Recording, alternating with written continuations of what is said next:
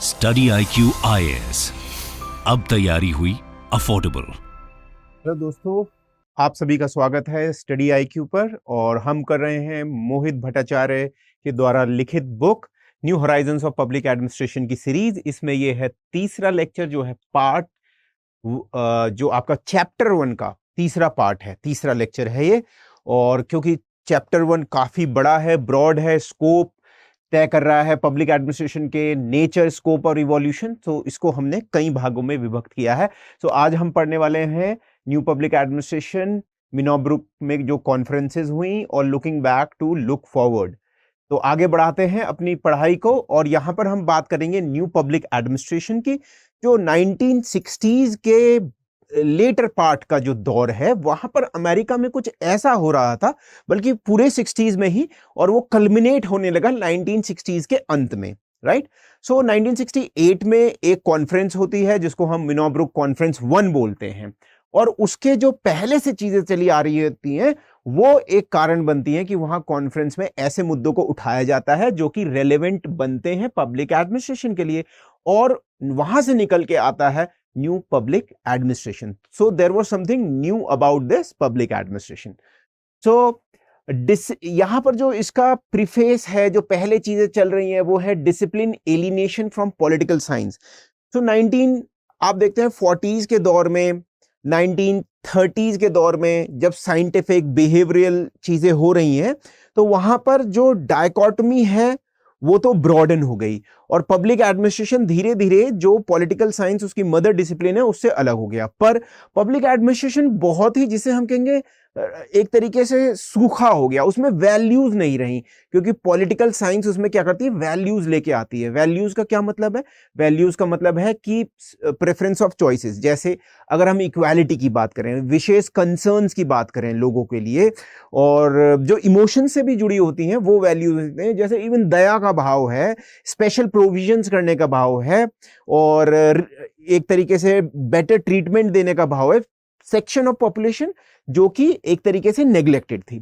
So basic purpose and cohesion of public administration would be heightened by closer association with political science. ये बात यहां पर लाई गई।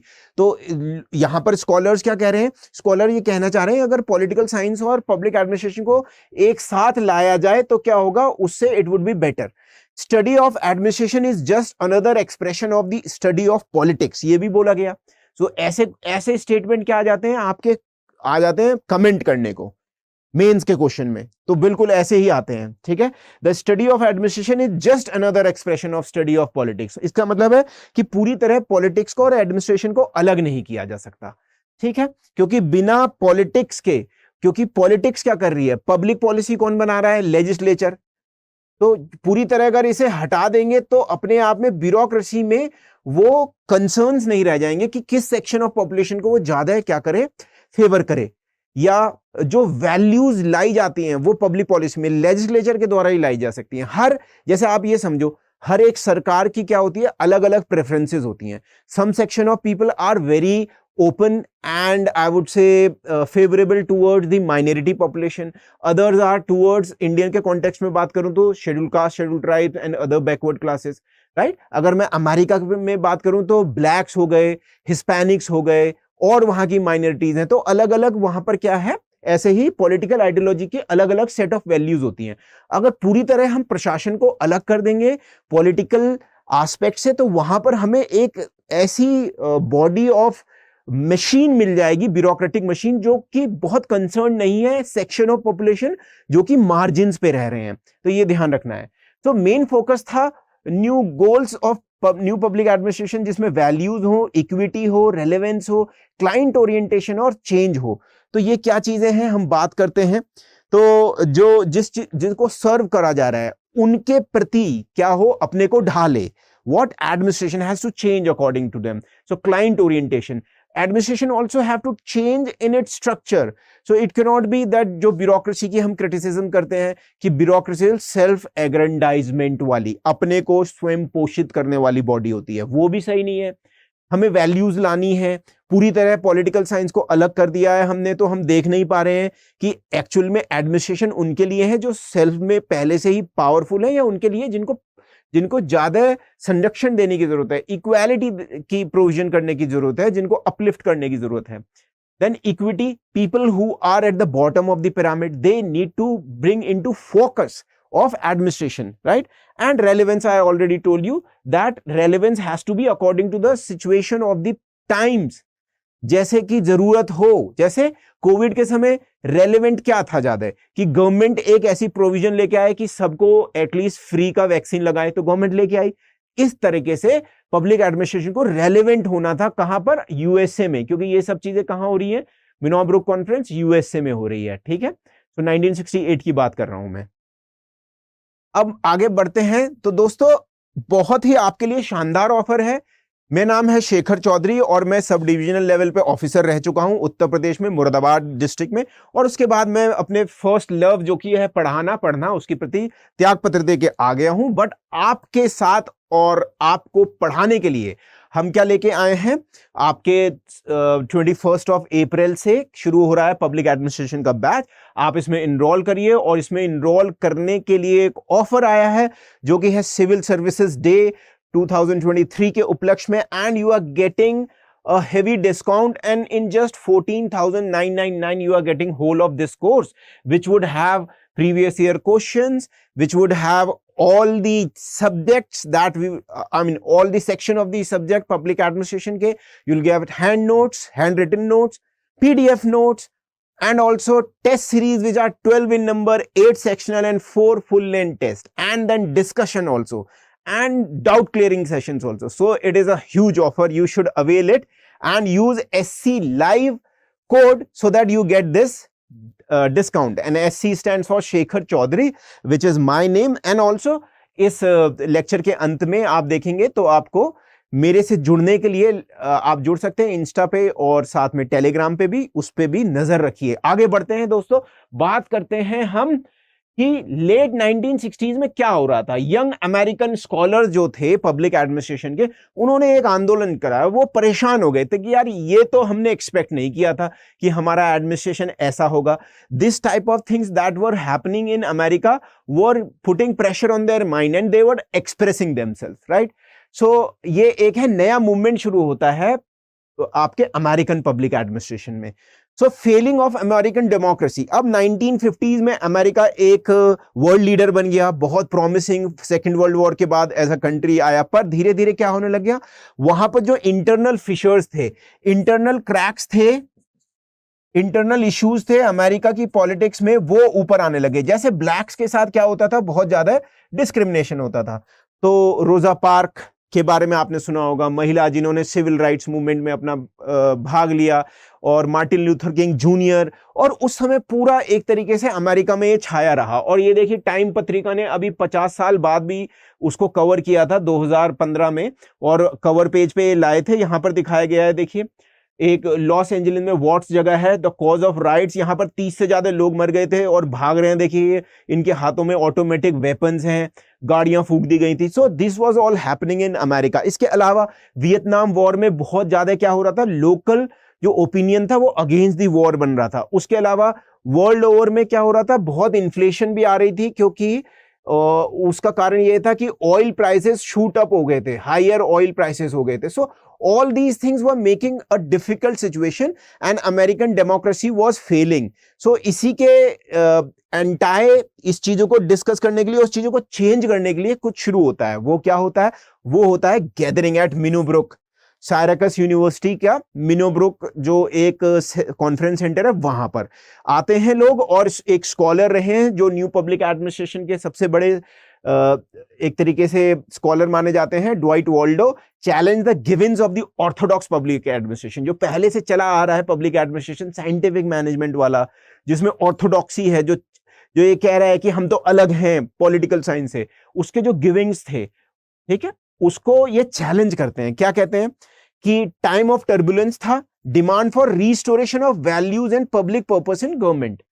तो दोबारा से वैल्यू लेडन, जहां पर इक्विटी की बात हो, जहां पर स्पेशल ट्रीटमेंट भी देने की बात हो, जहां पर कंसर्न हो, केयर की बात हो, उन चीजों को दोबारा से लाना है हमें पब्लिक एडमिनिस्ट्रेशन में. ये इनका कंसर्न था. तो व्हाट, और अगली थीम थी रेलेवेंस, कि न्यू पब्लिक एडमिनिस्ट्रेशन में हमने बात करी थी पहले ही स्लाइड में कि रेलेवेंस का क्या मतलब है। अब जो पब्लिक एडमिनिस्ट्रेशन बिहेवियरल टाइम्स का और साथ में साइंटिफिक मैनेजमेंट स्कूल टाइम का जो रहा है, उसका मेन कंसर्न एफिशिएंसी और इकोनॉमी हो गया था, ठीक है। पर ये कंटेम्परेरी प्रॉब्लम्स और इश्यूज को सॉल्व नहीं कर पा रहा था, जैसे ब्लैक्स का जो मूवमेंट है या फिर वियतनाम वॉर से जो दिक्कत हो रही थी और अर्बन जो इंफ्रास्ट्रक्चर था क्रम्बल हो रहा था, अर्बन राइट्स हो रहे थे, यूनिवर्सिटीज में राइट्स हो रहे थे, तो उनको सॉल्व नहीं कर पा रहा था। तो एक काउंटर कल्चर चलाया गया कि primacy of politics in administration. तो इससे क्या आएगा, रेलेवेंस आएगा। There has been an ideological conviction that in the USA the bureaucratic instrument of power utilised by the political establishment. अब इसका मतलब है क्या, ब्यूरोक्रेटिक इंस्ट्रूमेंट ऑफ पावर, अब पॉलिटिकल क्लास जिस ब्यूरोक्रेसी का यूज कर रही है अपनी पावर को बढ़ाने के लिए, and studied with academic detachment, इस और एकेडमिकली यूनिवर्सिटीज में इस ब्यूरोक्रेसी को डी अटैच कर दिया गया है, मतलब पॉलिटिक्स से अलग कर दिया गया है, ठीक है। The intellectual establishment are among the most oppressive institutions of American society. इसका मतलब कि जो मुख्य कार्य करने वाला एग्जीक्यूटिव है, जिसका पॉलिटिकल क्लास यूज कर रही है और जिसको यूनिवर्सिटीज में एज अ अलग सब्जेक्ट स्टडी किया जा रहा है, वो अपने आप में क्या बनाता है, अगर उसमें हम वैल्यूज नहीं लाएंगे तो अपने आप में वो ऐसा बन गया है कि मोस्ट ऑपरेसिव सिस्टम है, क्योंकि अल्टीमेटली लोगों को पकड़ के बंद करना है, डंडे मारने, राइट्स में फायर कर दिया, राइट। और इसके अलावा जो ब्लैक्स हैं, हिस्पैनिक्स हैं या पुअर्स हैं, उन पे ध्यान नहीं दे रही है अगर ब्यूरोक्रेसी। अपने आप में अगर ऐसा कोई भी सिस्टम कहीं पर है जो उस समय अमेरिका में था, according to the scholars of new public administration, Minnowbrook conference 1, so that was the most oppressive system of the US society.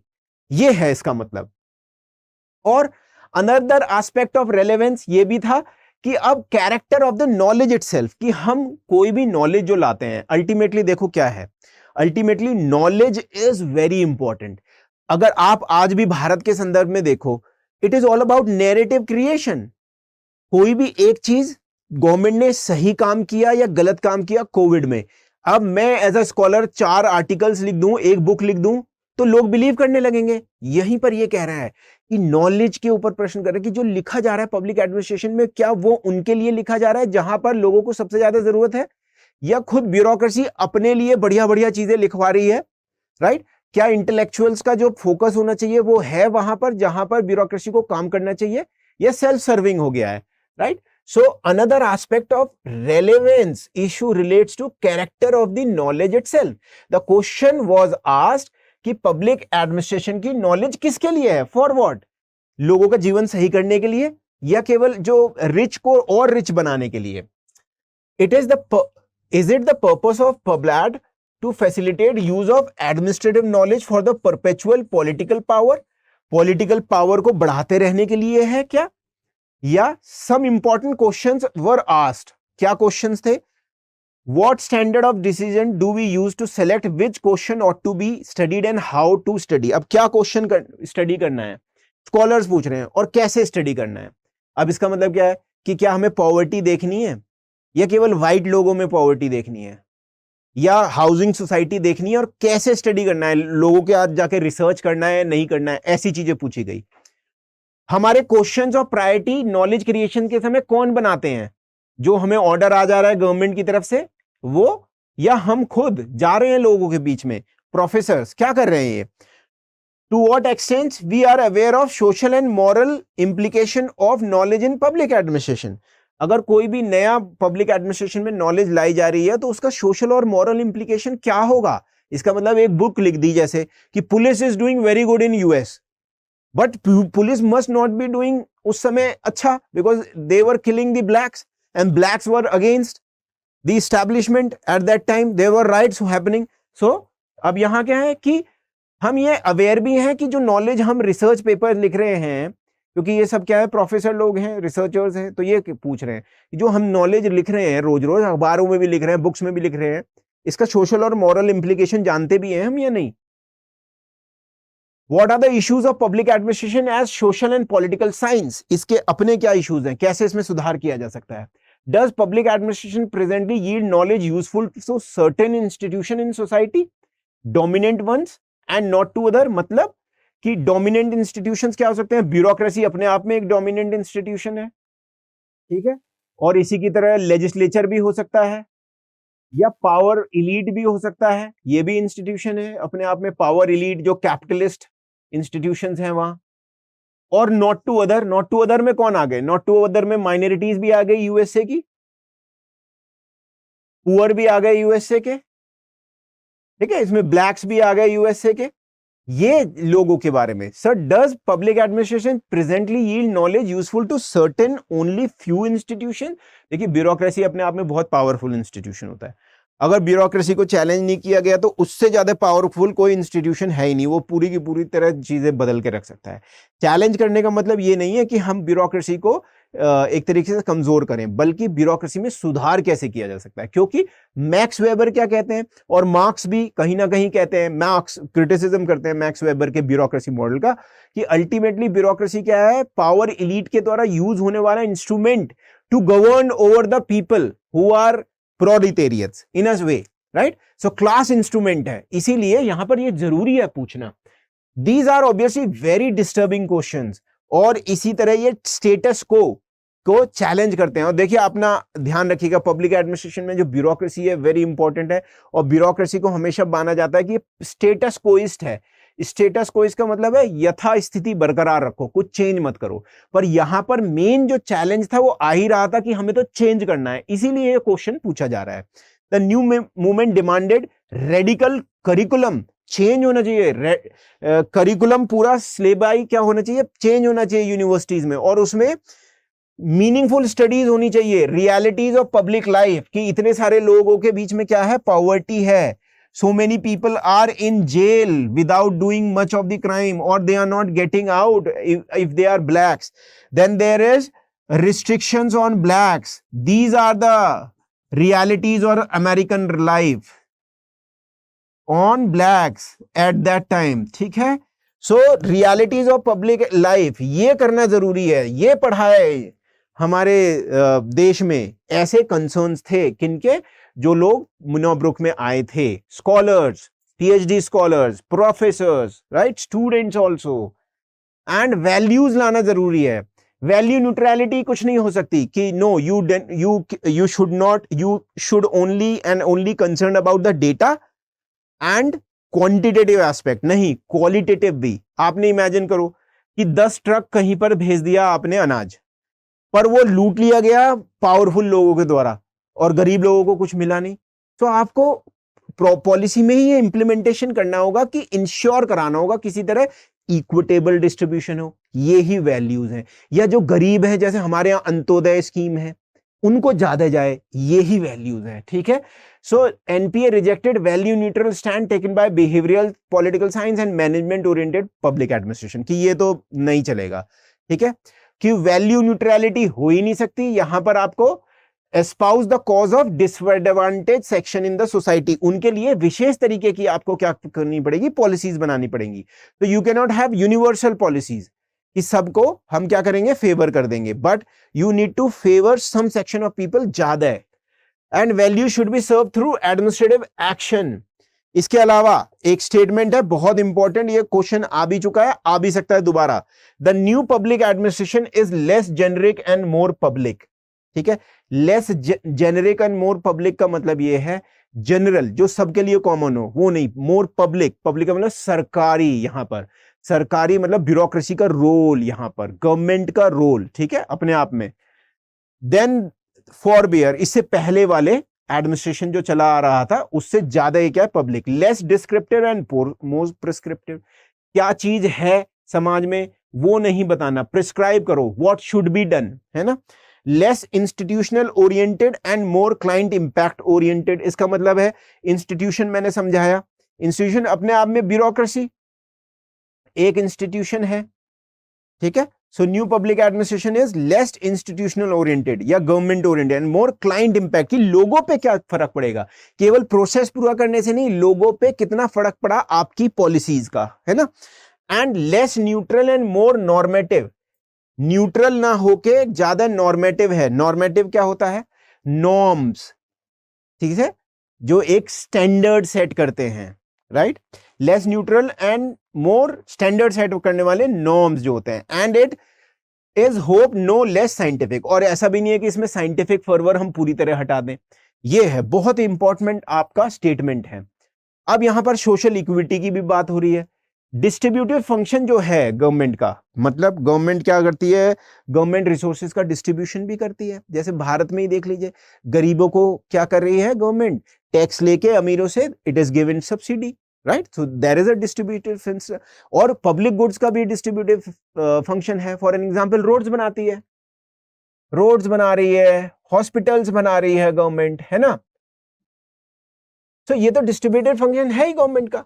और impact of government institution should be public administration का बेसिक फंक्शन होना चाहिए ये social equity, कि इन पे लोगों पे क्या इंपैक्ट पड़ेगा हर सेक्शन ऑफ सोसाइटी पे।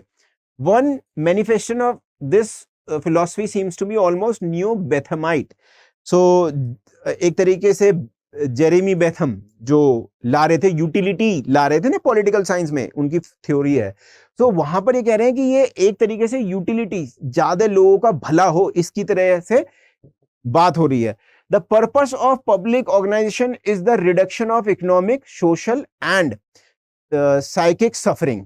ठीक है, तो सोशल प्रॉब्लम्स, इकोनॉमिक और मानसिक रूप से जो लोगों को कष्ट हो रहा है, उनकी स्थिति जिंदगी में जैसे चल रही है, उसको कम करना और इनहेंस करना, अपॉर्चुनिटीज लोगों के बढ़ाना, ऑर्गेनाइजेशन के अंदर भी, ऑर्गेनाइजेशन के बाहर भी, प्राइवेट सेक्टर में भी, आम लोगों के लिए भी, विद इन द ऑर्गेनाइजेशन, उसमें भी सब लोगों को क्या मिले, अपॉर्चुनिटी मिले काम करने की।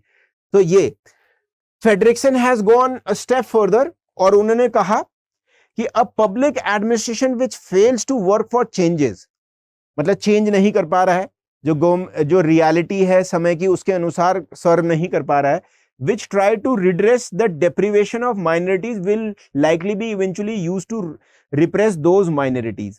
ठीक है, तो अब जो माइनॉरिटीज की समस्याओं को ध्यान नहीं दे पा रहा है, वो अल्टीमेटली माइनॉरिटी को ही दबाने के लिए काम करेगा, ऐसा कह रहे हैं। ठीक है, तो चेंज, अब सोशल चेंज लाना है, वैल्यू चेंज करनी है, तो हर चीज के लिए गवर्नमेंट की मशीनरी को चेंज होना पड़ेगा। Social change is to achieve by, to serve the cause of social change is to actively work for social change। So status quo पे अटैक किया है, परमानेंट इंस्टीट्यूशन अपने आप में सारी पावर एंट्रेंच्ड है, उनमें पावर है, ब्यूरोक्रेसी में, पुलिस में, प्रशासन में अमेरिका के बहुत पावर है, उसको हमें क्या करना है, चेंज करना है। और न्यू पब्लिक एडमिनिस्ट्रेशन जो है ये स्वीकार करने को तैयार नहीं है कि हम लोग परमानेंट इंस्टीट्यूशंस के इंस्लेव हुए रहें। ठीक है, कि इंस्टीट्यूशन के पास इतनी ताकत दे दी है कि हम उसे चैलेंज नहीं कर सकते हैं, ऐसा हम इस न्यू पब्लिक एडमिनिस्ट्रेशन में करने को, स्वीकार करने को we are not ready. So Minnowbrook explored ways to remedying, अब इसमें सुधार कैसे किया जा सकता है, ब्यूरोक्रेटिक टेंडेंसीज, जो कि मार्क्स ने भी कहा है, once established bureaucracy is the hardest institution to destroy, ये भी ब्यूरोक्रेसी के लिए कहा जाता है। ठीक है, बिग ऑर्गेनाइजेशन की जो ब्यूरोक्रेटिक टेंडेंसी है, चाहे वो प्राइवेट सेक्टर हो, पब्लिक सेक्टर हो, ठीक है, जहां भी बड़ी ऑर्गेनाइजेशन होती है वहां ब्यूरोक्रेटिक टेंडेंसीज आ जाती हैं। उसका मतलब क्या है, डिले होना, हायरार्की स्टैब्लिशमेंट हो जाना, रेड टेपिज्म, जो हमने ब्यूरोक्रेसी को भी पढ़ा है ना। सो वो ध्यान रखना है आपको, ऐसा नहीं होना चाहिए। ठीक है, इसको रेमेडिफाई करो, इसकी दवा दो। सो इसके एंटी मूवमेंट्स भी रहे हैं मिनोब्रुक से, जो हमें देखने को मिल रहे हैं न्यू पब्लिक एडमिनिस्ट्रेशन के। एंटाई मतलब इनके विपरीत, ये इनके विपरीत बात करता है, एंटी थ्योरेटिक। ठीक है, केवल थ्योरी से काम नहीं चलेगा, चेंज एक्शन ओरिएंटेड बनना पड़ेगा। ठीक है, एंटी पॉजिटिविस्ट, पॉजिटिविस्ट का मतलब यह है कि हर चीज को आप स्टैब्लिश फैक्ट के द्वारा स्टैब्लिश कर सकते हो, परंतु बहुत सारी चीजें क्या होती हैं, सोशल डायनेमिक से भी आ रही हैं। तो आपको जो रियलिटीज को केवल और केवल फैक्ट्स के आधार पे, इंपेरिकल बेसिस पे नहीं, परंतु जो चीज एग्जिस्ट कर रही है उसको सोशल एस्पेक्ट में भी देखना होगा। ठीक है, anti management, so anti management का तो मतलब यही है, दो चीजें हैं यहां पर एंटी मैनेजमेंट से, एक तो मैनेजमेंट हायरार्की वाला मैनेजमेंट, ऊपर वाला, और दूसरा मैनेजमेंट थिंकिंग, जो कि एफिशिएंसी, इफेक्टिवनेस, इकोनॉमी, ठीक है, रिटर्न ऑन इन्वेस्टमेंट, ये सब जो टर्म होते हैं ना, प्रॉफिट यूज कर रहा है, प्रॉफिट, ये नहीं देखना है हमें। क्या देखना है? इक्विटी देखनी है, लोगों के साथ सही व्यवहार हो, पुअर्स के लिए काम करे, क्या वो पावरफुल लोगों के लिए काम कर रहा है, ये नहीं देखना है। ठीक है, हमें देखना है कि पुअर और सोशल और इकोनॉमिक एस्पेक्ट इनका बेहतर हो, साइकिक इनकी प्रॉब्लम्स भी क्या हो, कम हो। ठीक है, तो एंटी थियोरेटिकल, एंटी पॉजिटिविस्ट और एंटी मैनेजमेंट, राइट। तो एंटी पॉजिटिविस्ट जैसे हम जान गए, फैक्ट्स, इंपेरिकल डेटा, उससे रिलेटेड, ठीक है, जहां पर और उसको हटाना, क्योंकि कोई भी जो एक सिचुएशन है उसके पीछे सोशल एस्पेक्ट भी होते हैं, ये देखना है ना। सो क्या हो सकता है इसमें, बहुत ही सारा आपका सब्जेक्टिविटी आ सकती है किसी भी चीज में। कोई भी चीज एक जगह पे आपको लग सकती है प्रॉब्लम एक तरीके की, परंतु उसे भारत में ले आएंगे तो सब्जेक्टिविटी आ जाएगी। यही है, हर जगह डेटा नहीं, सब्जेक्ट, उसका जो सिचुएशन है उसके अनुसार से देखो। तो the client oriented, normative and socially conscious public administration, ऐसा new public administration as advocated by new movement is of direct, ये बहुत इंपॉर्टेंट लाइंस हैं आपकी बुक में, बहुत इंपॉर्टेंट लाइन है, ये डायरेक्टली लिंक कर रही है इंडिया के एडमिनिस्ट्रेशन को इस यहां पर न्यू पब्लिक एडमिनिस्ट्रेशन से। ठीक है, इंडिया या थर्ड वर्ल्ड कंट्रीज। देखो क्या कह रहा है कि the client oriented, normative, socially conscious public administration as advocated by the new movement is of direct relevance to the third world, हम जैसे देशों के लिए, countries as well where public administration is in dire need to be debureaucratized। इसका क्या मतलब है? and basic qualitative transformation। अब देखो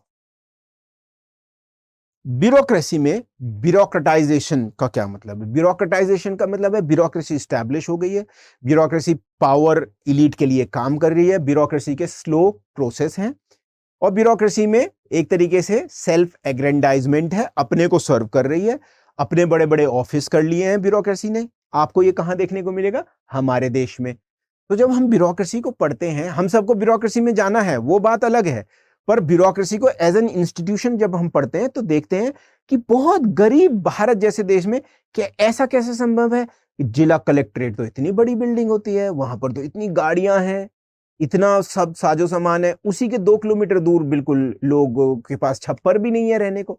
समझ में आया? तो ये है। So where public administration is in dire need, ऐसा करना है कि डीब्यूरोक्रेटाइजेशन करो इसको ये जो ओवरली डेवलप्ड एडमिनिस्ट्रेशन हो गया है इसको कम करो, इसको एक्शन ओरिएंटेड बनाओ, इसको स्लीक बनाओ, राइट, इसको तेज गति से काम करने वाला बनाओ। एंड क्वालिटेटिव ट्रांसफॉर्मेशन की जरूरत है, क्वांटिटेटिव नहीं कि आपने अभी तक 10 थाने पुलिस स्टेशन थे, आपने 25 बना दिए, कुछ नहीं होगा, क्योंकि ये पुलिस अभी तक क्या काम कर रही है, ये अभी पुलिस पुराने समय में काम कर रही है, ये स्टेट के लिए एक तरीके से स्टैब्लिश कर रही है पुलिस स्टेट, कुछ नहीं होगा। अब पुलिस को मित्र पुलिस बनना पड़ेगा। ठीक है, ये एग्जाम्पल मैं इंडिया से जोड़ रहा हूं क्योंकि थर्ड वर्ल्ड कहा गया है, इसीलिए क्वालिटी सुधारनी पड़ेगी आपको। ये जो क्वालिटी है ये मित्र पुलिस, ठीक है, पीपल पुलिस करना पड़ेगा। ओके, तो ये है। सो केवल और केवल हमने 1000 और पुलिस वाले ले लिए, 10,000 डीएम और ले लिए, काम नहीं चलेगा, because they are working for the same sight of mindset. Very important to understand. So you need not quantitative, quantity में नहीं बढ़ाओ, क्वालिटी में बढ़ाओ।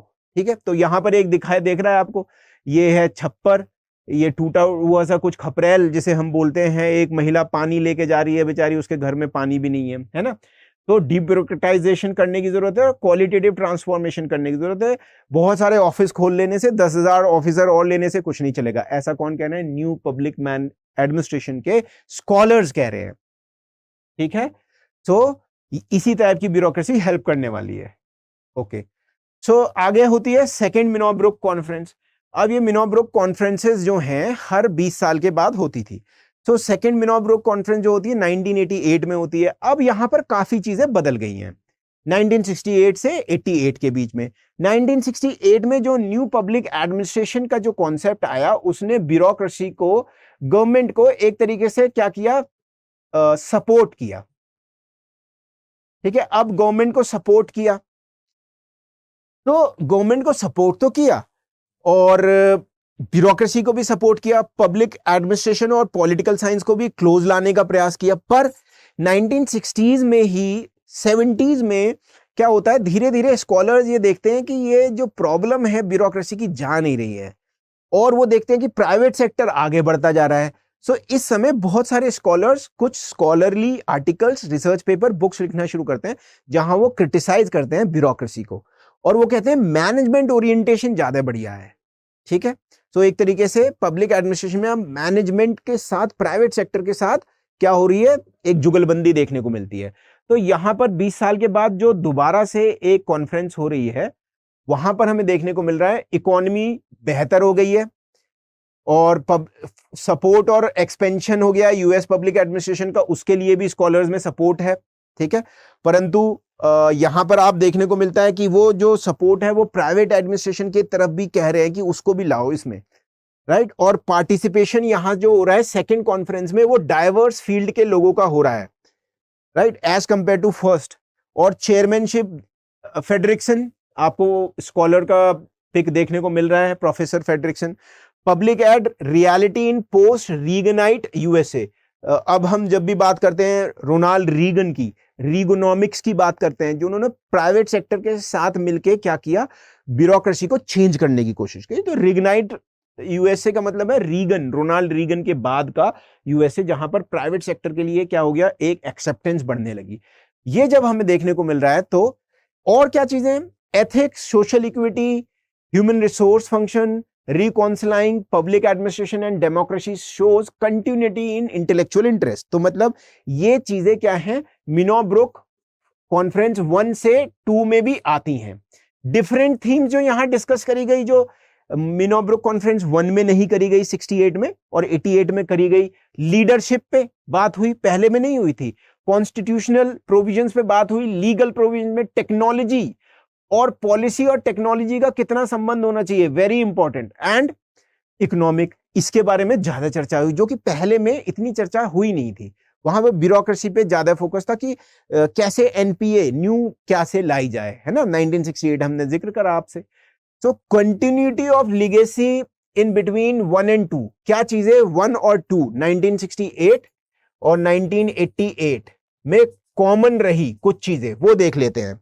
कंसर्न फॉर सोशल इक्विटी, ये रहा कि भाई सोशल इक्विटी, सोसाइटी में ऐसे लोग जो कि मार्जिन्स पे हैं, जो कि इधर उधर बिछड़े हुए हैं, जिनको घर की, हाउसिंग की फैसिलिटीज नहीं है, ठीक है, पुअर हैं, उनके बारे में सोचना है। ये तो दोनों में रहा, 1 में भी और 2 में भी। Continuity of legacy, debate between normative and behavioural perspective with epistemological questions, how people learn about the field. अब एपिस्टेमोलॉजिकल मतलब theory of knowledge, philosophy of knowledge, ठीक है, नॉलेज अपने आप में कैसे लोग सीखते हैं हमारे सब्जेक्ट के बारे में। How people learn about the field, कैसे सीख रहे हैं। हेट्रोजीनियस नेचर ऑफ वर्कफोर्स, अब पहले की अपेक्षा ज्यादा महिलाएं भी काम करने आने लगी हैं 1988 में, और जेंडर भी, ब्लैक्स भी ज्यादा आ गए हैं, माइग्रेंट्स भी ज्यादा आ गए हैं वर्कफोर्स में, और जेंडर के लिए भी विमेन का भी एम्पावरमेंट हो रहा है। जर्नलिस्ट और स्पेशलिस्ट इंटरचेंज, एक्सचेंज, जर्नलिस्ट और स्पेशलिस्ट, ज्यादा अमेरिका क्या बन रहा है, स्पेशलिस्ट बन रहा है। भारत में तो अभी भी जर्नलिस्ट है डीएम, ऐसे ही स्पेशलिस्ट भी सर्विस है, जर्नलिस्ट भी। तो इनके बीच में भी एक व्यक्ति क्या दूसरे जगह पर काम कर सकता है, नहीं कर सकता है। Changing outlook on government in Minnowbrook second, public, हाँ, अब ये बात हुई कि जो मिनोब्रुक सेकंड में पहले की अपेक्षा आउटलुक चेंज हुआ कि गवर्नमेंट कैसी हो, ब्यूरोक्रेसी कैसी हो। क्या केवल ब्यूरोक्रेसी सरकारी ही सही है, नहीं, यहां पर चेंज आउटलुक आया। क्या कि पब्लिक सर्वेंट्स जो पहले ब्यूरोक्रेट्स थे, वो अब प्राइम मूवर नहीं रह गए हैं, वो प्राइम एजेंट नहीं है, पर कंजर्वेटर्स रह गए हैं। वो एक तरीके से चीजों को संभाल रहे हैं, पर डूअर नहीं है। ठीक है, आप ये समझ लो कि आप जा रहे हो, पहले एक गाड़ी को एक इंजन धकेल रहा था और व्यक्ति चला भी रहा था, तो यहां पर क्या है, प्राइम मूवर है और कंट्रोलर है, ब्यूरोक्रेसी। अगली बार इंजन प्राइवेट सेक्टर हो गया है, अब केवल हैंडल रह गया है, मोड़ने उड़ने का काम चल रहा है, एवरीथिंग इज प्राइवेट, ऐसा। ठीक है, तो यहां पर पब्लिक सर्वेंट्स मोर कंजर्वेटर्स देन चेंज एजेंट्स। तो who is the change agent, private and public दोनों मिलके। और ये कंजर्वेटर हैं, चीजों को बस रेगुलेट कर रहे हैं। यहां पर ये सोचने की बात है, आपको थोड़ा सा ध्यान देना है इसको। डिस्टिंक्टिव कैरेक्टर क्या है, अलग। अभी हमने देख लिया कि लीगेसी जो 1 और 2 में फॉलो कर रही है, ठीक है। आपकी बुक में ये बहुत ही अच्छी तरह दे रखा है, और इसके लेक्चर के बाद आप जब नोट्स पढ़ोगे तो आपको क्लियर होता चला जाएगा। कोई आपको चीज ना समझ में आए तो आप मुझे डायरेक्टली क्या कर सकते हैं, मेरे हैंडल पे बता सकते हैं, और I am always open to help. और साथ में पब्लिक एडमिनिस्ट्रेशन का जो हमारा ग्रुप है टेलीग्राम पे, वो भी ऐड कर सकते हैं, उसमें भी आ सकते हैं। बहुत सारी चीजें हम लगातार शेयर करते रहते हैं। खैर, अभी दोबारा इस पे आते हैं। तो मिनोब्रुक 2 में ऐसी क्या चीजें हैं जो डिस्टिंक्टिव हैं, जो अलग हैं पहली और दूसरी को, है ना। तो 1968 और 1988 को क्या चीजें अलग कर रही हैं। सो मिनोब्रुक 2 क्या करती है, ये sets it's vision in near future. ये ऐसा नहीं सोचती कि बहुत लंबा प्लान बना लेते हैं। जैसे 1968 में क्या होता है, शुरू शुरू में जब लोग आते हैं बहुत पावरफुल, अरे एकदम दुनिया को बदल देंगे, ऐसा वाला नहीं है, ठीक है। एक तो नियर फ्यूचर के प्लान ही बना रहे हैं, 5-10 साल में ये करेंगे, ऐसा रेडिकल नहीं है, बहुत ज्यादा क्रांति लाने की कोशिश नहीं कर रहे हैं। ये लोग जानते हैं, मिनोब्रुक सेकंड वाले जानते हैं कि एनवायरनमेंट पब्लिक एडमिनिस्ट्रेशन का बहुत कॉम्प्लेक्स है, कोई भी चीज बदलने में टाइम लगता है, ठीक है। तो अभी हम 50 साल की सोच ही नहीं रहे हैं, हम अभी 5-10 साल की सोच रहे हैं, ठीक है। Problems are huge. और ये भी देखा गया कि यहां पर बहुत सारे स्कॉलर जो आए थे सेकंड वाले में, बहुत डाइवर्स फील्ड के आए थे, लॉ से आए थे, पॉलिटिकल साइंस से भी आए थे, मैनेजमेंट से भी आए थे, टेक्स्ट बैकग्राउंड के भी थे, ठीक है। स्कॉलर्स अदर डिसिप्लिन को भी कह रहे हैं कि भाई ठीक है, बट सेंस ऑफ इंटेलेक्चुअल पैरोकियलिज्म भी है। इसका मतलब है कि पब्लिक एडमिनिस्ट्रेशन के प्रति एक क्या है, सेंस ऑफ सुपीरियरिटी भी है, right. Privatisation was accepted, there was strong adversarial attitude towards business, ठीक है। प्राइवेटाइजेशन को एक्सेप्ट तो कर रहे हैं कि हाँ प्राइवेट की भी है, पर ये भी मानना है कि अपने आप में बिजनेस जो है ना, वो भी कंप्लीट सोल्यूशन नहीं है, क्योंकि बिजनेस भी अपने आप में क्या करता है, सर्टेन टाइप्स ऑफ इनइक्वालिटीज लाता है।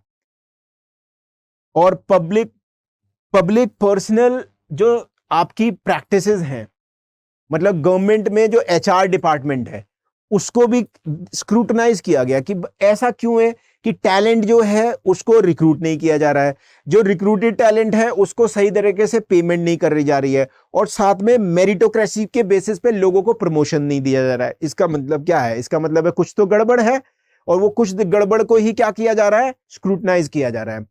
और टेक्नोलॉजी को बहुत ज्यादा यूज करने को नहीं कहा पब्लिक पॉलिसी में, ये इनका था कि they were not very much favourable in bringing public policy में टेक्नोलॉजी को, ठीक है। और technology was faulted then more than wanted, reluctance to idealise technology as a necessary tool for improving public policy. ऐसा नहीं है, टेक्नोलॉजी से बहुत ज्यादा प्यार नहीं है यहां पर। और पब्लिक पॉलिटिक्स और एडमिनिस्ट्रेशन की dichotomy seems to be alive and well. अभी भी ये माना जा रहा है यहां पर कि पब्लिक और पॉलिटिक्स और एडमिनिस्ट्रेशन तो अलग अलग हैं, ये चीजें अभी भी हैं, अभी भी ये गया नहीं है, ठीक है। सो इस तरीके से ये डिस्टिंक्टिवनेस कैरेक्टर है मिनोब्रुक 1 का 2 से के साथ। और ये मैंने आपको कंटिन्यूटी बताई थी, और यहां पर मैंने अलग अलग चीजें बताई। अब मिनोब्रुक की 3rd कॉन्फ्रेंस होती है 2008 में, जैसे मैंने बताया हर 20 साल पे, अब 2028 में होनी है। तो यहां पर भी 2 सेशंस होते हैं, सेशन 1 और सेशन 2, फेज 1 और फेज 2, ठीक है। अब यहां पर मिनोब्रुक की जो ये कॉन्फ्रेंस है, इसके बीच में दुनिया में बहुत कुछ हो गया दोस्तों। 1988 में इमेजिन करो, 2008, ठीक है, जर्मनी का यूनिफिकेशन हो गया, यूएसएसआर का पूरी तरह विघटन हो गया। आपको 2000 के शुरू में 9/11 हो गया, वॉर ऑन अफगानिस्तान शुरू हो गया, इराक इन्वेजन हो गया, राइट। और आपका एक तरीके से जो साउथ ईस्ट एशिया में क्राइसिस आ गया था। तो कितनी चीजें बीच में हो रही हैं, और भी आपकी बुक में काफी चीजें दी हुई हैं। So there was lot of change that happened, right. American economy downgrade हो गई थी, ग्लोबल टेररिज्म बहुत बढ़ गया था, और अमेरिकन इकोनॉमी में आ गया सब प्राइम क्राइसिस। लेमन ब्रदर्स 2008 सितंबर, लेमन ब्रदर्स आप पढ़ोगे, लेहमन ब्रदर, ठीक है। ऐसे बैंकिंग और फाइनेंशियल इंस्टीट्यूशंस क्या करने लगे, टैंक करने लगे।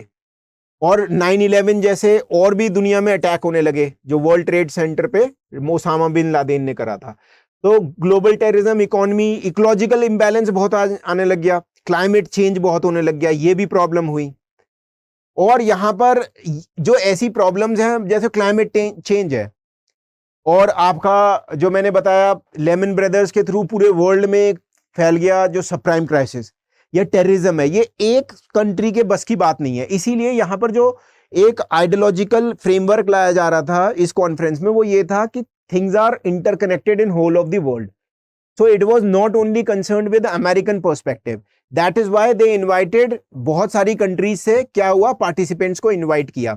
ग्लोबल अप्रोच थी यहां पर, और ग्लोबल चैलेंजेस थे, जैसे मैंने बताया क्लाइमेट चेंज, सब प्राइम क्राइसिस, इकोनॉमी के क्राइसिस, माइग्रेंट्स के क्राइसिस, ये सब तो एक कंट्री के बस की है नहीं ना। तो इसीलिए that is why there was this international perspective into it.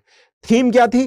The future of public administration. अब फ्यूचर को हम कंसर्न कर रहे हैं, public management and public service around the world, पूरे विश्व के जगह पर हम नजर है हमारी। यहां पर देख रहे हैं रोजमेरी और लोरी, ये प्रोफेसर हैं, स्कॉलर हैं, इनकी चेयरमैनशिप में हुआ। Purpose of Minnowbrook conference third, ये इंपॉर्टेंट है काफी, ठीक है। अब क्या है? To exchange knowledge of current and solutions in a variety of settings and culture. इसका मतलब इंडिया में क्या होता है, इंडिया में पुलिस कैसे काम करती है, यूएसए में पुलिस कैसे काम करती है, ठीक है, पाकिस्तान में पुलिस कैसे काम करती है, जुडिशरी कहां पर कितनी स्ट्रांग है, यूएसए में तो काफी स्ट्रांग है, इंडिया में भी स्ट्रांग है, ठीक है, पाकिस्तान में कैसी है, कॉम्प्रोमाइज्ड है, राइट। सो आप देख रहे हैं, to exchange knowledge of current and solutions in variety of settings and cultures. Variety of settings, इसका मतलब है developing country, cultures, farming culture भी हो सकता है, इंडस्ट्रियलाइज कल्चर भी, चाइना की तरह भी डिफरेंट डिस्टिंक्ट कल्चर हो सकता है, राइट। सेशन ये डिसाइड किया गया पर्पस में, इंटरनेशनल पब्लिक सेक्टर पे, कोलैबोरेटिव गवर्नमेंट गवर्नेंस पे, एक गवर्नमेंट दूसरी गवर्नमेंट के साथ में, not only the governance of the government sector but also governance by the means of common people, NGO, civil society, ये भी। Training next generation of public servants, कैसे करेंगे, क्योंकि यहां पर बात करी गई थी कि there is lot of crisis already, there are dark times, क्योंकि 1988 से 2008 तक बहुत सारी चैलेंजेस आए हैं, और पब्लिक एडमिनिस्ट्रेशन उन डार्क टाइम्स में अपने को प्रूव नहीं कर पाया है कि that can serve the people, right? So we need to train the new type of bureaucrats who would be not only very good at solving problems but will have international perspective. Why? Antarctic, Arctic, वहां बर्फ पिघलेगी तो हर जगह दिक्कत होगी। Covid अगर China से शुरू हो गया तो अमेरिका में नहीं गया तो क्या गया? न्यूक्लियर वॉर कहीं पर दिक्कत हो जाती है, अमेरिका में भी दिक्कत होगी, है ना। सो ये इस तरीके से we need to create a bureaucratic people or body of expert who can take care of these aspects. So that is why training of the next generation of public servants, development of network of scholars to support future collaboration दुनिया भर में, and exchange of ideas in public service, चाहे हमारे देश में हो चाहे और देश में हो। मतलब हमने यूपीआई डेवलप कर ली और उससे ये भी फायदा उठा सकते हैं, हम अमेरिका की चीजों से फायदा उठा सकते हैं। तो आप देख रहे हैं ना कैसे, और ये कब कहा जा रहा है, मैं आज की चीजें लिंक करके बता रहा हूं, ये कहा जा रहा है 2008 में, ठीक है। पर कितना अच्छा, मतलब एक तरीके से एकेडमिकली इंटेलेक्चुअली डेवलप्ड कॉन्सेप्ट है, ये ध्यान देखने की बात है। इसमें बेस्ट पेपर्स जो आए, पेपर्स का मतलब है रिसर्च पेपर्स, और उनका एक्सट्रैक्शन हुआ, उनको कहा गया इनको पब्लिश करेंगे, और इनको दुनिया भर में जो पब्लिक पॉलिसी और मैनेजमेंट के जो ग्रेजुएट्स हैं, पोस्ट ग्रेजुएट्स हैं, स्कॉलर्स हैं, उनको पढ़ाएंगे, ताकि ये जो यहां से थीम आई है लोग पढ़ें, और उस पर जो स्कॉलर्स हैं पब्लिक एडमिनिस्ट्रेशन में, मैनेजमेंट स्कूल में, पब्लिक पॉलिसी स्कूल में, वो उनसे सीखें। तो ये थी क्या मेन आपकी पर्पसेस ऑफ मिनोब्रुक थर्ड, याद रखना है आपको। टॉपिक एक्सप्लोर्ड एंड डिबेटेड, इतने सारे टॉपिक्स, बहुत सारे टॉपिक्स पे चर्चा हुई है, और पब्लिक एडमिनिस्ट्रेशन को रेलेवेंट कैसे बनाना है, कोलैबोरेटिव गवर्नमेंट कैसे करनी है, डेमोक्रेसी में परफॉर्मेंस कैसे बढ़ाना है, फाइनेंशियल मैनेजमेंट कैसे सही करना है, सरकारों का बजट ओवर शूट ना हो जाए और ज़्यादा फिस्कल डेफिसिट ना हो, राइट। इसके अलावा ग्लोबलाइजेशन और कंपैरेटिव पर्सपेक्टिव लाना है कि इंडिया से कंपेयर कर लो, अमेरिका से कंपेयर कर लो और यूके से कंपेयर करो, कैसे चीजें बेहतर होंगी।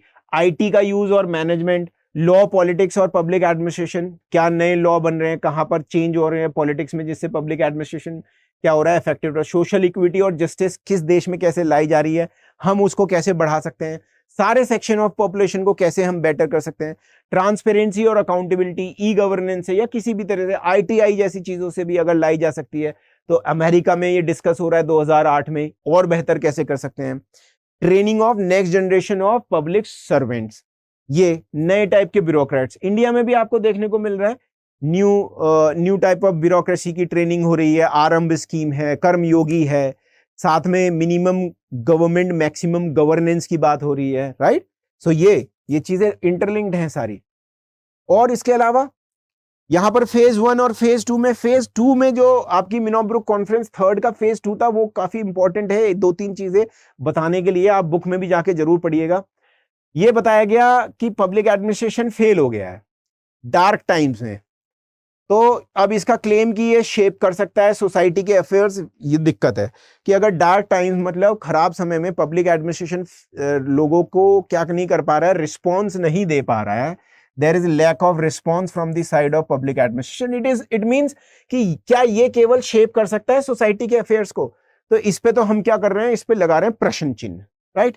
द कंसर्न वाज दस how can public administration grapple, समस्या से जूझ सकता है, with the complex and intractable realities of dark times. जो भाई डार्क टाइम्स का मतलब खराब समय में जब चैलेंजेस आ रहे हैं, पब्लिक एडमिनिस्ट्रेशन कैसे उससे बेटर जूझ सकता है। अब आर्ग्यूमेंट क्या किया गया कि पब्लिक एडमिनिस्ट्रेशन तो फेल हो गया है to address the grave social issues, because क्योंकि ऐसा दिक्कत है। क्या दिक्कत है देख लेते हैं, वेरी इंपॉर्टेंट, ठीक है। इनको मैं पूरा पढ़ रहा हूं, सेंटेंस को ध्यान से देखना। The field does not adequately recognise itself as a de facto arbitrator of political conflict and consequently as a discipline responsible for shaping societal affairs. So political जो conflict हैं वो हमेशा रहेंगी, और ये जो पब्लिक एडमिनिस्ट्रेशन है ये अपने को उनसे क्या नहीं कर पाता है, सिंक्रोनाइज नहीं कर पाता है, and it is not seeing itself as a de facto arbitrator. Arbitrator मतलब समस्याओं को सॉल्व करा लेने वाला, तो प्रशासन भी तो सॉल्व कराता है ना। ऐसे ही पब्लिक एडमिनिस्ट्रेशन का क्या डिसिप्लिन, पॉलिटिकल जो टर्मोइल हो रही है और लोगों के बीच और प्रशासन के बीच में चीजों को सॉल्व करा पा रहा है, नहीं करा पा रहा है, ठीक है। और पॉलिटिकल कॉन्फ्लिक्ट्स में ये आर्बिट्रेटर की भूमिका नहीं निभा पा रहा है, ना ही सोसाइटल के अफेयर्स को क्या कर पा रहा है, शेप कर पा रहा है, इसलिए इसमें दिक्कत है। एक, अब 3 स्टेटमेंट है यहां पर। तो the field suffers from bureaucratic pathology और ability, it reduces its ability to do the first. अब ब्यूरोक्रेटिक पैथोलॉजी क्या होती है? ब्यूरोक्रेटिक पैथोलॉजी होती है ब्यूरोक्रेसी में कुछ दिक्कतें होने लगती हैं। जैसी व्यक्ति या कोई भी ब्यूरोक्रेसी में जाके काम करने लगता है, वो अपनी पोजीशन बचाने की कोशिश करता है और काम रेड टेपिज्म फंस जाता है, कागजों में, एक ऑफिस से दूसरे ऑफिस जाने में, ऐसी चीजों में, ठीक है। Therefore the suggestion was to try to reinvigorate, मतलब पुनर् किसी में जान फूकना, the democratic ethos which might help public administration improve its governance capacity amidst such troubling circumstances and reality. तो डेमोक्रेटिक इथोस लाने की जरूरत है। डेमोक्रेटिक इथोस का मतलब है कि लोगों से जुड़ो जाके, अपने को self, bureaucracy should not see itself something which is away from the people. Democratic ethos, bureaucracy is not a body which is away from the people, rather you have to incorporate democratic ethos। ये एक साथ हो गए तभी क्या कर पाओगे। जो ब्यूरोक्रेटिक पैथोलॉजी आ गई है, पैथोलॉजी मतलब बीमारी, ब्यूरोक्रेसी की जो बीमारी होती है, वो पब्लिक एडमिनिस्ट्रेशन ऐसे डिसिप्लिन में भी आ गई हैं। Finally returning to the Minnowbrook third conference and looking to the work of its phase 1 group, some big questions were posed in respect of the future of the public administration, ठीक है। और 1 और 2 में क्या हुआ था, बड़े फेज 1 और फेज 2 जो आपके 2008 की मिनोब्रुक कॉन्फ्रेंसेस हुई थी उसके बारे में बता रहे हैं। Some big questions was faced for the future of public administration. It was decided that the goal was not to bemoan the field, अब इसकी बुराई करना, इसको पीटना, ठीक है, that was not the option, rather debate ये करो, आइडेंटिफाई करो व्हाट चेंजेस, अपॉर्चुनिटीज क्या हैं, और to better address the issue of governance in dark time, so what we can do. So this was it.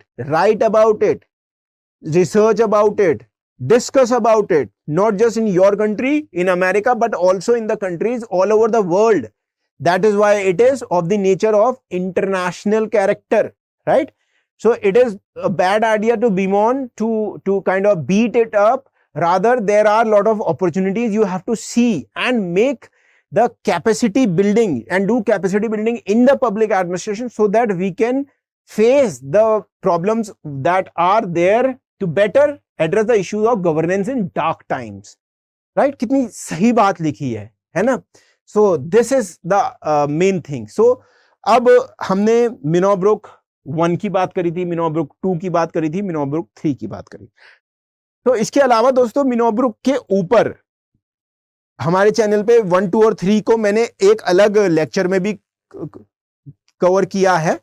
ठीक है, तो वो भी आप जाके देख सकते हो. यहां पर मोहित भट्टाचार्य जी की बुक के थ्रू जो हम कर रहे हैं वो भी यहां पर मैंने किया है इस लेक्चर में. अलग से भी एक लेक्चर है, उसको भी देखना चाहिए आपको. Looking back to look forward. अब यहां पर looking back to look forward एक टॉपिक है आपका. तो वहां पर बस ये है कि 1968 में जो पहली मिनोब्रुक कॉन्फ्रेंस हुई, 1988 में जो सेकंड मिनोब्रुक कॉन्फ्रेंस हुई, और 2008 में जो थर्ड मिनोब्रुक कॉन्फ्रेंस हुई. पहली मिनोब्रुक कॉन्फ्रेंस से आपका न्यू पब्लिक एडमिनिस्ट्रेशन निकल के आया. यहां पर आपको निकल के आया न्यू पब्लिक मैनेजमेंट 1988 के बाद पे. यहां पर न्यू पब्लिक सर्विस आया. ठीक है, इसके बारे में भी मैंने लेक्चर्स बनाए हुए हैं. तो Minnowbrook second organise in 1988 with cohorts of 1960s scholars and young cohorts. मतलब इसमें बहुत सारे स्कॉलर्स 1960s के भी तो नए भी थे. तभी मैंने आपको legacy, carrying the legacy of 1 and 2 वाला मैंने बताया था ना आपको ये. और सो 2008 में जो हुई had more common with Minnowbrook 1 then Minnowbrook 2. तो वहां पर क्योंकि ये कह ही रहे हैं कि public administration is failing in the dark times, so Minnowbrook 1 में भी यही था, public administration is failing in the dark time in 1960 in USA. वहां पर पोवर्टी आ रही है, वहां पर इन्फ्लेशन बढ़ रही है, वहां पर राइट्स हो रहे हैं. वहां पर मैंने दिखाया आपको लॉस इन एलए का जो राइट्स, टाइम मैगजीन ने भी कवर किया था. और between Minnowbrook 2nd and 3rd, it means 1988 and 2008 के बीच में बहुत कुछ हो गया, एक्स्ट्रा ऑर्डिनरी चीजें भी हो गई हैं. ये भी इस टॉपिक के अंदर डिस्क्रिप्शन है. जो मैंने बताया, जर्मनी का यूनिफिकेशन हो गया, न्यूक्लियर कई जगह पे वो कर लिए गए हैं लोगों के द्वारा, न्यूक्लियर आर्सेनल बढ़ा दिए गए हैं. इसके अलावा यूएसएसआर का विघटन हो गया है. और इसके अलावा साउथ ईस्ट एशिया में नई टाइप की इकोनॉमी आ गई है. वहां भी .com बबल आ गया था 2000s में. टाइगर इकोनॉमी डाउन हो गई थी. इसके अलावा 2001 में 9/11 हो चुका है अमेरिका में. Afghan war, Iraq invasion, Saddam Hussain वाला पूरा एपिसोड हो चुका है. उसके अलावा 2008 में हम देख रहे हैं सब प्राइम क्राइसिस हो चुका है. सो कितनी चीजें हो गई हैं, लॉट हैव चेंज्ड, राइट. अब the organisation of the conference seems to have agreed the mission for Minnowbrook 3rd was to critique the current state of public administration, public management and public service today and examine the future of the field. ठीक है, तो ये तो हमने बात करी ली. तो ये इन्होंने क्रिटिक किया करंट स्टेटस को और फ्यूचर ऑफ द फील्ड को कैसे बनाना है. We need to train new type of people who would be the bureaucrats of next time, right? We have to correlate and we have to do intergovernmental studies. We have to do collaborative governance. ये सब मैंने जिक्र कर लिया है आपसे, है ना. So this is the to achieve हमें क्या करना पड़ेगा. To achieve this mission 2 parts में मिनोब्रुक को करा गया था, हम स्टडी किया गया था.